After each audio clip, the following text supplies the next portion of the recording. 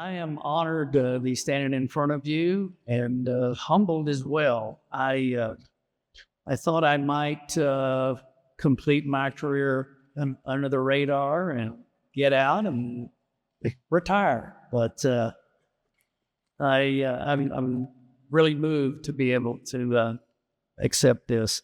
I know a lot of you don't know me, and so instead of trying to inspire you, I just want to tell you a little bit about myself, how I got here, and why I have been in public service for the last 45 years.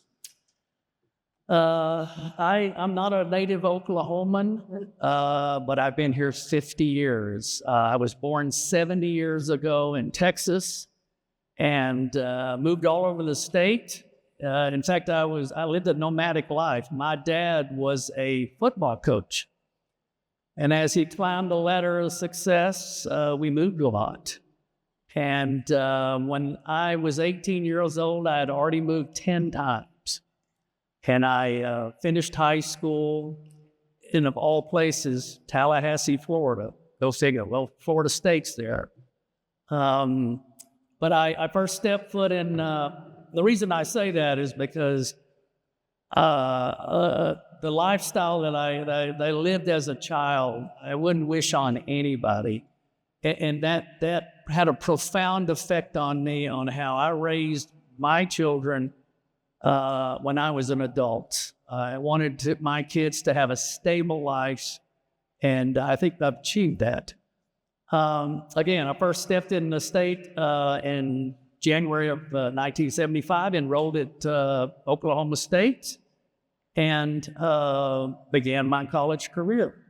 While I was at Oklahoma State, I started looking for some summertime jobs, and I started looking really with the city of Stillwater. Maybe I could get an internship in the summer, and perhaps in the community development department, which was where I was tracking it. And sure enough, I got hired. I filled out my resume, and when I was waiting to be interviewed, I was shocked to see that the guy doing the interviews was my parents' next door neighbor. His name was Brad Gamble. And I hope that some of you remember Brad Gamble. He was a great guy. He was the community development director at the time. He later moved to Norman and was the utilities director, and eventually was the city manager a couple of times.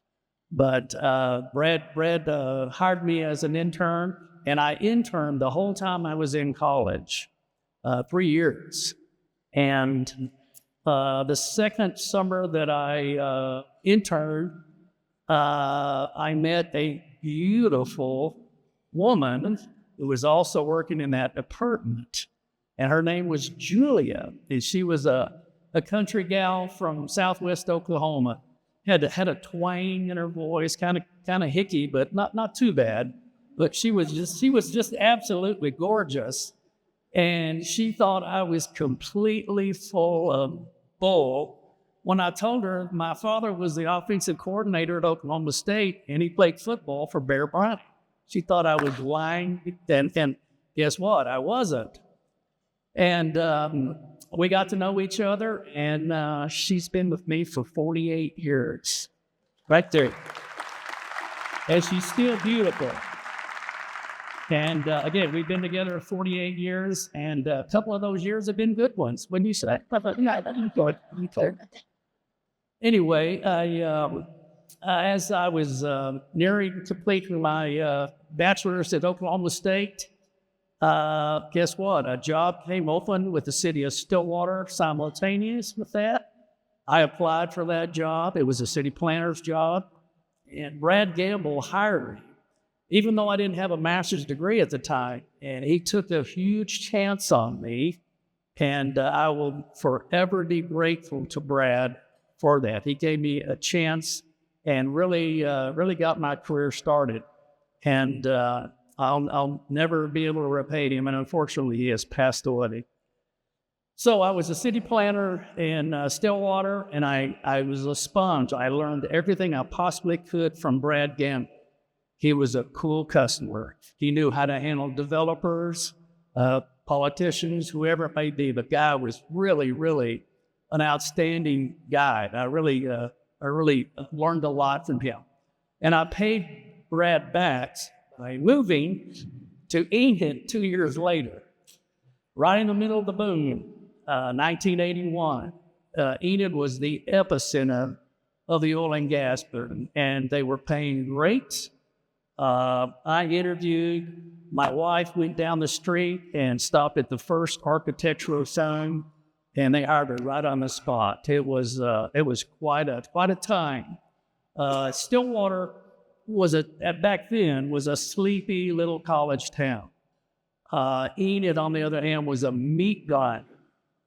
We were issuing 400 single-family permits a year, millions and millions of dollars worth of commercial. I mean, I had a lot of late nights just putting together agenda items. There were so many items on the agenda, it was just ridiculous. And at that time, we also permitted the Oakwood Mall. I don't know if we have some Enid guys here, but that was a big deal. That was 1 million square foot. Enid was going to have 100,000 people by the year 2000. Well, as we all know, that didn't happen. So I got to manage development in Enid during boom times, during bust times, and during recovery times. In the late 80s, we saw a little daylight. The low point was 1986, when we did issue one permit for a single-family house. What was strange about that year is we did hire an assistant city manager then, some guy from Dodge City, Kansas. His name was Craig Stevenson. Craig was, he kind of acted like a football coach. He was, and I know what a football coach is like. Trust me, I know what that is. But Craig came on board at that time, really the worst time in Enid. And, collectively, we really started to see some daylight. We built a conference center downtown. Enid joined the state Main Street program. I helped get that started. And that's when I really started volunteering for Main Street. I'm a big believer in the Main Street program. I think it works.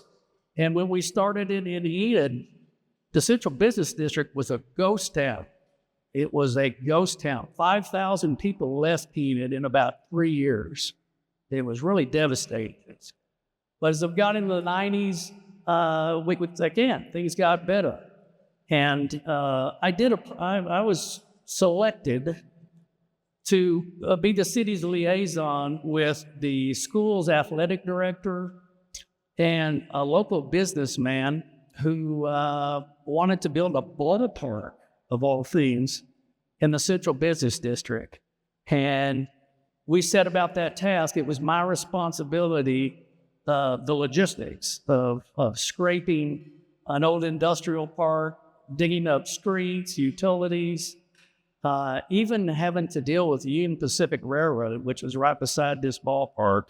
Anyway, we built a ballpark in downtown Enid, and even today, 25 years later, that ballpark still exists, and they annually play about 230 games a year. I invite any of you to go look at that ballpark. It's just a minuscule version of a bigger park. It has a jumbotron. It has everything that any other ballpark has, and I'm very proud of that project. I really was.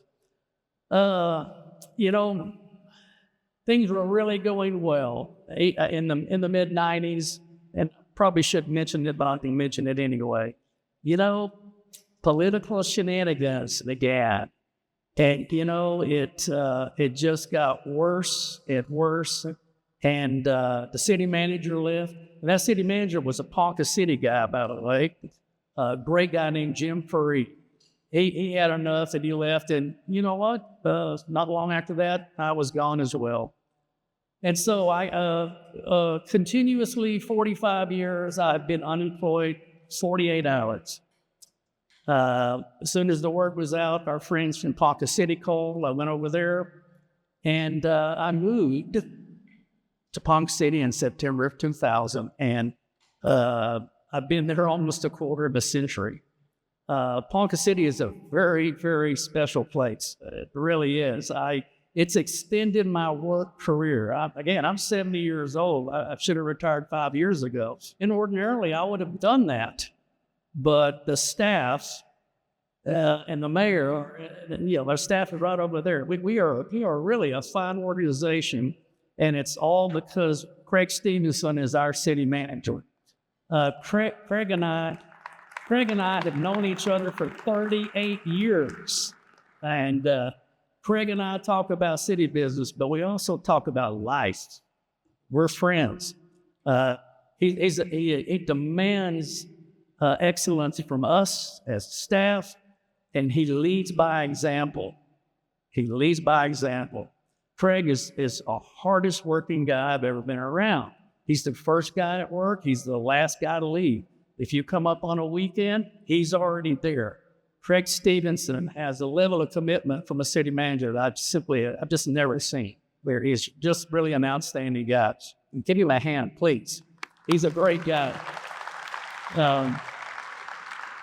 And his partner in crime is the mayor of Ponca City, Homer Nicholson. Things really came together for Ponca City as a community in around 2009 when Craig became the manager and Homer Nicholson was elected mayor. Homer, ever since then, it's just been a joy to work for the city of Ponca City. I enjoy going to work. I want to go to work. It's just been incredible. Homer Nicholson is the hardest working, most committed mayor that I have ever been around. And I have served under 10 mayors in 45 years, and not one of those other mayors, could carry Homer Nicholson's briefcase. He is just outstanding. Really is. Thank you, buddy. If I have any redeeming qualities, one is that I truly have a public service ethic. I get the greatest satisfaction in my job in helping people. And I don't know where that came from. It's not a passion. I don't like that word. I'm not passionate about what I do. Passion is thrown around a little too much. The only thing I'm passionate about are those people at that table right there in the family. I'm also, I volunteer, especially for Main Street, but for festivals, parades, music, anything. And, if you don't have volunteers, you don't have events. And in many of those cases, I'm the first guy there and I'm the last guy to leave. And I don't have a problem with that because I have a public service ethic. It's my responsibility as the Development Services Director. That's what I'm supposed to do. While I still have a couple of more minutes, I got to introduce my family. My lovely wife, Julia. I've got a daughter named Kristen, and Kristen works at an oil and gas company in downtown Oklahoma City. And she's married to a fine young man named David. David works for a defense contractor at Tinker Air Force Base in a bunker, and he won't tell us what he does. So we think it may be software or something like that. Anyway, I have a son, Stuart, who was born and raised in Enid, Oklahoma, and he lives there and works there today. He is the epitome of what I wanted in a son. He is one of Enid's finest. If you don't know what that is, have a fireman tell it. He's been there for 18 years, and he's married to a lovely young lady named Cass, who is a dental hygienist and a part-time real estate broker. So that's what I'm passionate about, these guys right here. And with that, I thank you. I'm honored and I'm humbled to be inducted in the Hall of Fame. Thank you.